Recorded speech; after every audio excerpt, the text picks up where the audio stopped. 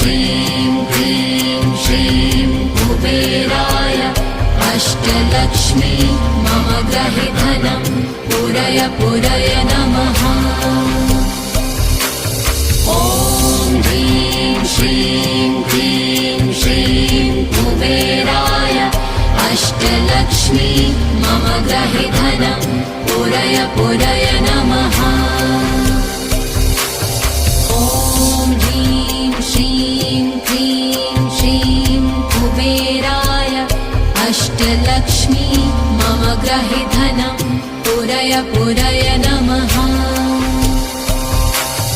ॐ ह्रीं श्रीं क्लीं श्रीं कुबेराय अष्टलक्ष्मी मम गृहे धनं पूरय पूरय